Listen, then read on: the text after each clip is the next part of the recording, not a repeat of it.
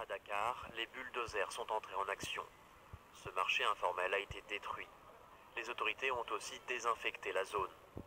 La mairie avait par le passé déjà évoqué l'idée de raser ce marché, mais la présence du coronavirus dans le pays, avec plus de 60 cas, a accéléré le processus.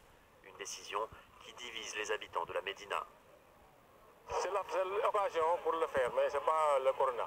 Parce qu'il l'avait dit depuis avant. Mais le coronavirus, comme il est arrivé, ils ont profité de l'occasion pour le faire. Mais ce n'est pas le corona d'origine. Moi, je suis pour.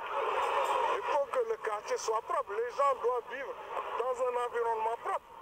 Hein? Sinon, là, la propagation du coronavirus, c'est très facile avec les saletés. Le Sénégal est l'un des pays d'Afrique de l'Ouest avec le plus de cas. La municipalité a défendu sa décision. C'est la question de désencombrement qui a posé certains problèmes à contester.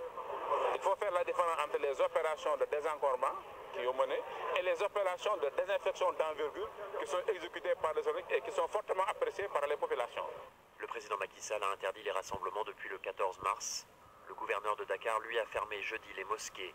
Mais des prières collectives ont malgré tout été organisées dans plusieurs quartiers vendredi. Essomba Moukouri, un homme dont le décès défraie la chronique depuis les premières heures de la journée à Douala. Est-il décédé des suites de coronavirus? C'est ce qu'a laissé entendre son neveu, l'ex-lion indomptable Patrick Mboma, dans un tweet qui a fait le tour de la toile. Pour en avoir le cœur net, nous sommes allés à son domicile à Bonapriso. Le défunt tenait ce restaurant snack bar au carrefour Bonadoumao, où nous retrouvons son frère. La mine serrée, il nous confie qu'Achille, qui était déjà souffrant depuis une semaine, a hébergé une copine en provenance de la France pendant quelques jours. Cette dernière avait échappé à la quarantaine du fameux vol Air France arrivé au Cameroun au soir du 16 mars dernier par l'aéroport international de Douala. La santé du défunt s'étant dégradée dans la nuit de samedi, elle a été admise aux urgences de la plus proche hier dimanche aux alentours de 7 h. C'est ici, dans ce centre, qu'elle a reçu les premiers soins. Le patient était dans une détresse respiratoire alarmante. Au moment où il arrive même, l'ensemble des symptômes dont je vous ai parlé permettent d'avoir un diagnostic de présomption haute suspicion de Covid-19. Si on l'a envoyé dans cette unité, ça veut dire que la clinique a posé son diagnostic. Jusqu'à présent, aucune raison officielle n'est avancée sur les causes réelles du décès d'Achille Essomba Moukouri, âgé de 63 ans.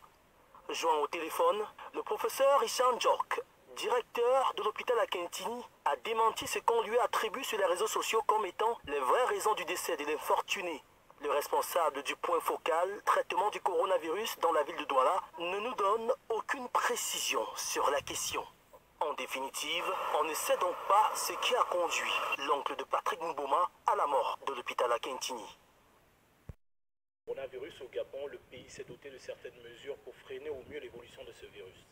Les efforts du gouvernement gabonais dans la lutte contre cette pandémie sont importants, mais hélas, le pays a enregistré 2 nouveaux cas, portant à 6 le nombre d'infectés et un décès. Ces mesures disciplinaires mises en place ne peuvent être effectives que si et seulement si la population s'y met véritablement.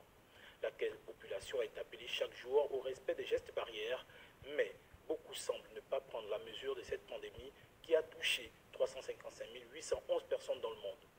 Au regard de l'accroissement des cas, le gouvernement songerait déjà à un confinement total des populations afin d'endiguer très rapidement la Covid-19 du pays, évoquant l'importance et l'urgence du strict respect des mesures en vigueur. Il faudrait que les gens se disciplinent.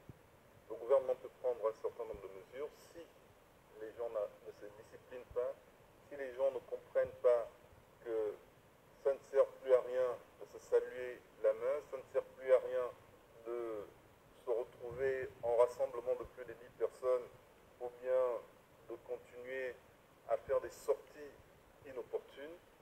Comme je vous le disais, nous pouvons nous retrouver dans une situation assez dramatique. Le chef de l'État, Ali Bongo Ondimba, avait pourtant annoncé de nouvelles mesures ajoutées à celles qui existaient déjà, notamment un couvre-feu allant de 19h30 à 6h du matin. Mais celui-ci, s'il est suivi par endroits, mérite d'être corsé pour faciliter le combat contre la propagation du virus. Cela est fait dans l'intérêt général, car la victoire sur la Covid-19 est l'affaire de tous et ne peut se gagner que si chacun s'autodiscipline. Une discipline qui reste à ce jour le grand remède.